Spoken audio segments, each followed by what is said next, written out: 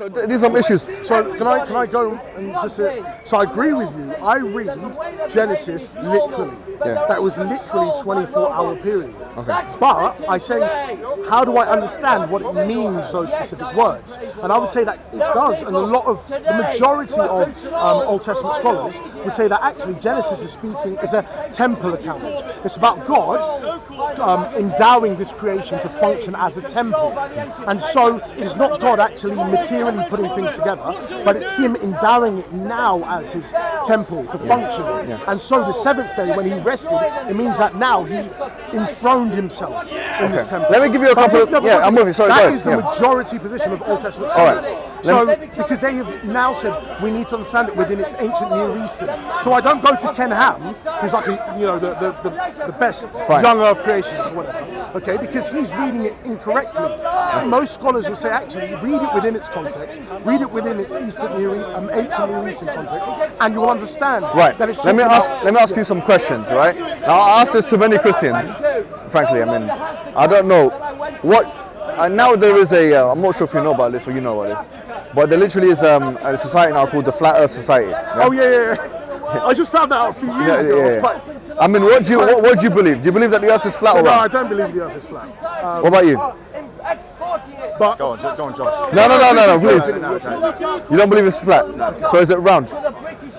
As my limited to science, the planets are rotating, it's all rotating and moving, isn't it?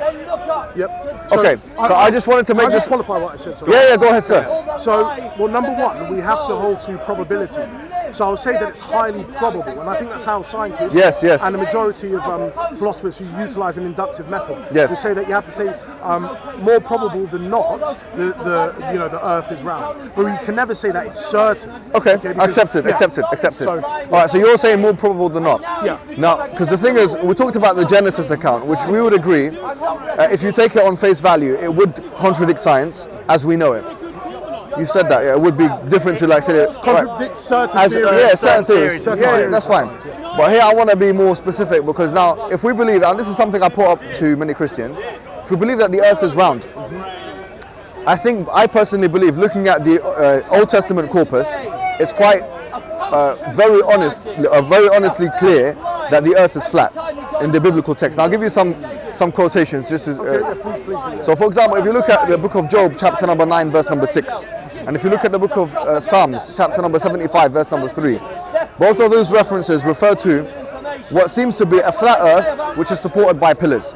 Now I understand in the book of Isaiah that it talks about the circle of the earth, but circularity doesn't stop something from being flat. I think it's spherical. So here, if we're clear that the Bible basically says that the earth is flat, my question to you is, if you believe it's round, does this not cause some kind of inner conflict? Do you want to answer that first? Yeah, go ahead. Oh, mamma mia. No, sorry. Forgive me just for getting frustrated, because I've just been in another interview. And ultimately, my very simple perspective is this.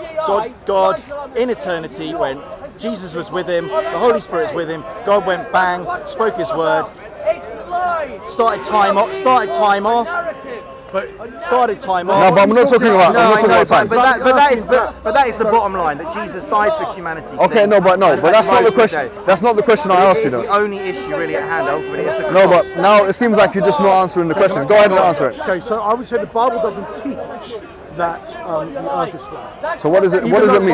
Even though the worldview of the people writing, held to the earth being flat, held to them thinking that there was pillars that was holding it up. Yes. That mechanism was utilised, their worldview, to put across the message. So the Bible isn't teaching the message that the earth is flat. It's teaching something else, but it's utilising that worldview to put across that message. Thank you very much, Josh, for your very well put, honesty really on this issue, because here you're saying that it's using the worldview, but what I'm saying is that from a Quranic perspective, right?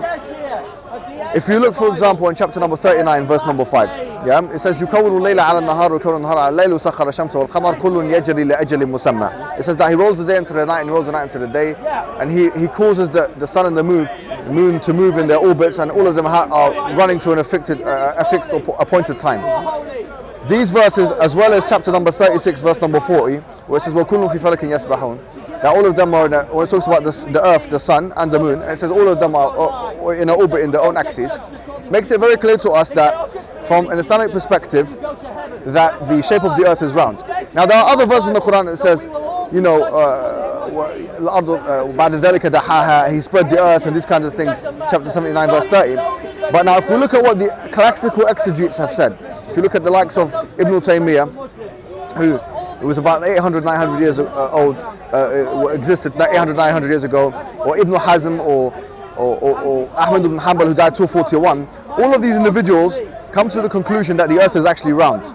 Ibn Hazm said that the verse in chapter number 39, verse number 5, it necessitates the earth being round, because if you're talking about the rolling, because takwir, the word in Arabic, necessitates a ball.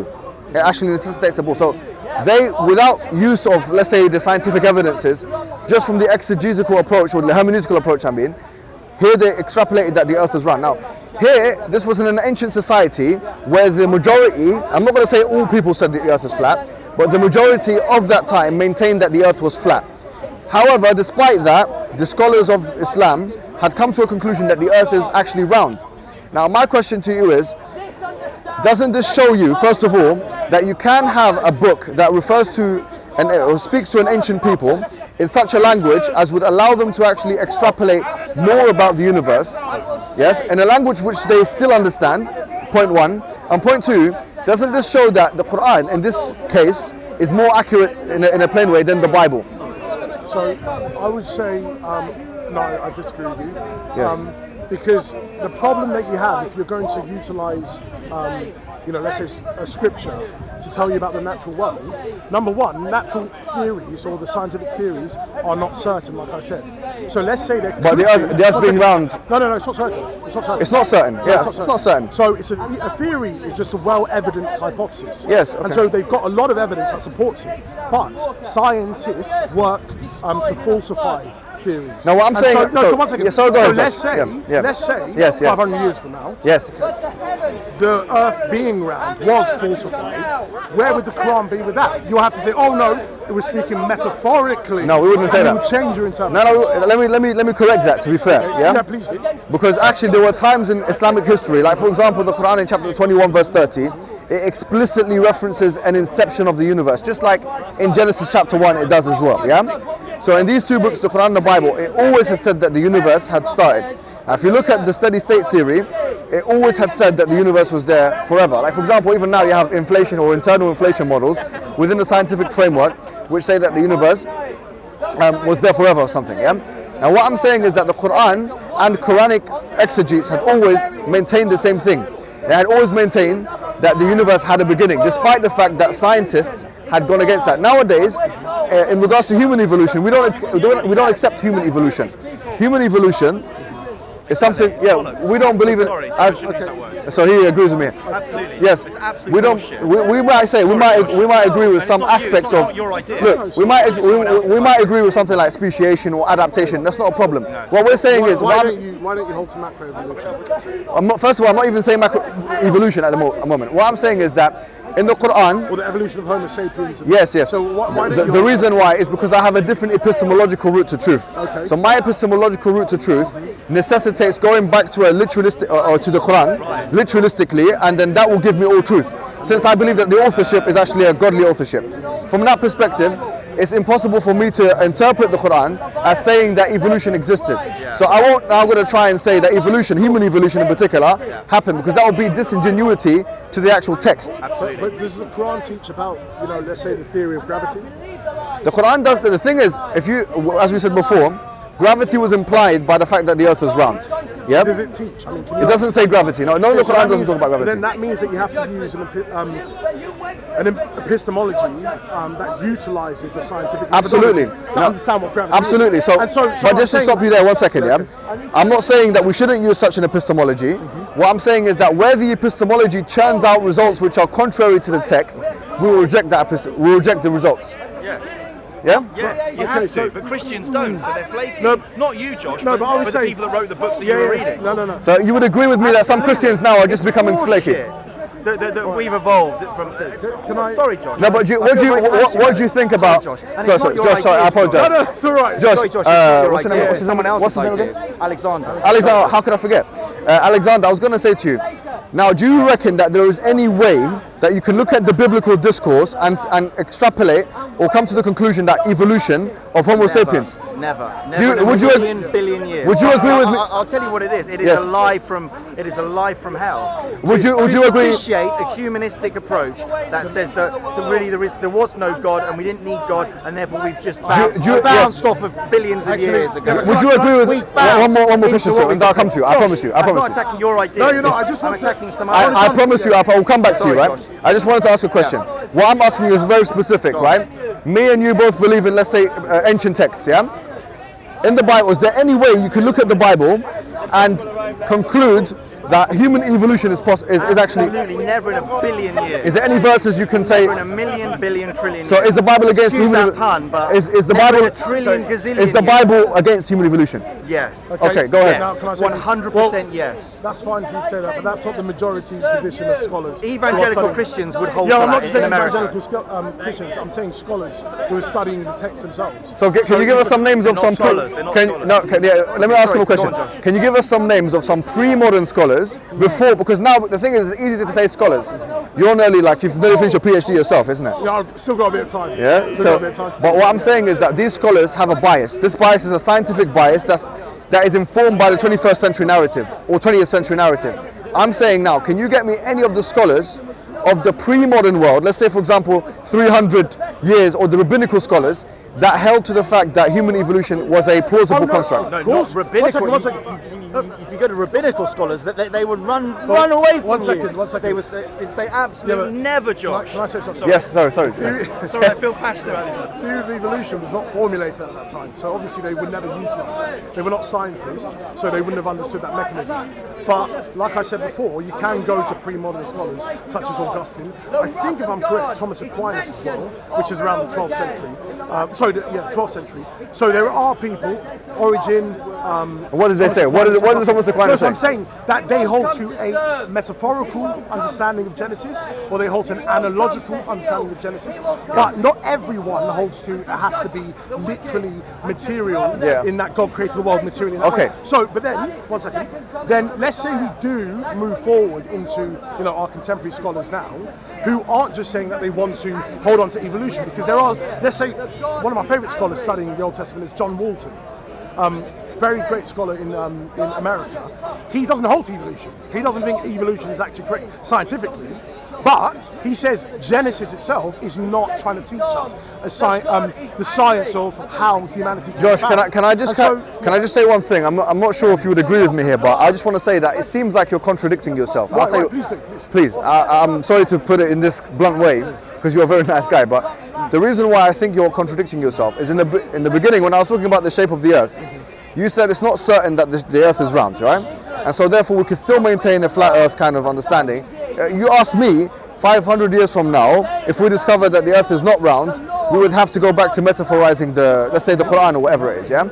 Now what I'm saying to you is that why don't you apply the same approach or attitude to your own scriptural reading? Because if you do so, what will happen necessarily is you should have at best an agnostic attitude to human evolution. You shouldn't say, because you don't know for certain that human evolution happened, you should say, I don't know if human evolution happened or not. That's the maximum you can go. You can't say it definitely happened. Oh, no, okay. So can I say, two things. Would you agree with that? Yeah. Okay. The reason I hold to evolution is not on theological grounds, because I believe you can't, so I do agree with you, that you can't extrapolate evolution from the biblical text themselves. Yeah. Okay? Clear. That's But, clear. so I agree with clear. it. I agree with it. But I would say that I hold to evolution on the testimony of well-respected scientists, okay, and I hold to that. So I hold to the principle of testimony. Do you say it's certain, or do you say it's possible or probable? I hold to probability. Yes, so okay. the reason why it's even a theory, evolution is a theory, because, like I said, theory scientifically means well-evidenced hypothesis. So you start off as a hypothesis. When you then bring around evidence or enough evidence, it then moves to a theory. Yes. And so I would hold to it on scientific grounds because there is good evidence in favour of it. But I will never say theologically. But do you not see that you're going against the Bible with that? No, because Because then that's what I was trying to tell you. Genesis is not teaching you about how humanity and the whole of the life was created materially. But you said you take it literally, though. Yes, exactly, literally. But then you have to say, what does creation mean literally to those people? Okay, so if I ask you to say within their worldview, yeah. like I said, creation meant endowing function to something which was functionless. Josh, And let's be straightforward here. No, I'm with you, but I just want to straightforwardly ask you a question. Yeah. Because you know what you're doing here What am I doing? eventually renders the Bible unreadable. I'll tell you why. I'll tell you why. Please tell me, yeah. It can do. Yeah, Tell me the reason why. No, I'll tell you why. Yeah. Now, if you're talking about the hermeneutical approach, as far as I'm concerned, the hermeneutical approach works in the following way. Where you have clear verses describing certain transactions or certain interactions or certain processes, those verses are to be seen as the main verses by which and through which we analyze the whole Bible. So for example, if the Bible says that Jesus was crucified, no one's going to say that that was a metaphorical reference and not actually an actual reference. Now, with what you've done with Genesis, actually I can turn around and say to you, actually, even if you bring me 10 verses, 100 verses saying that Jesus was crucified, I'm just going to say the same thing that you've just said about the Genesis account. Because then I'll have to say, you have to bring the context, put it... No, but I'm saying... 1 second, you have to place it within its context. Yes. So, when I was saying about the creation of humanity and all those Well, I think that word context is incredibly subjective. No, when you place it within the ancient Near Eastern text, because you try and say, how do I understand the worldview of the writers? Okay, if I can look at other verses in the Bible, which will help me, but then I can also use other texts. But Josh, it really does seem selective, doesn't it? No, I'm not. So I'm saying how scholars do. They would say there's a context here that we need to understand the worldview. So then if we were to use that example of the crucifixion, you have to say, what does crucifixion mean? Should we take a metaphorical understanding or should we take a literal understanding? Well, when the Jews understood what crucifixion was and resurrection, it was always taken physically. Literally. So okay, when the Jews understood, sorry, but just to use your same words, when the Jews understood Genesis and when the Jews understand Genesis, they take it absolutely literally. They do. But functionally, They do, don't they? functionally. They do. No, but you're Time-wise. No, so I'm saying literally, we need to understand what does it mean literal?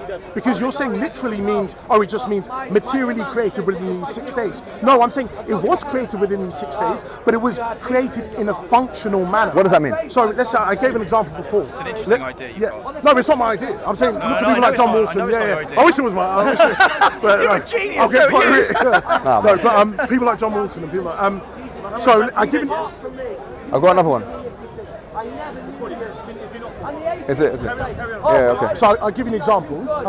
Let's say you have a hotel. I gave him this example before.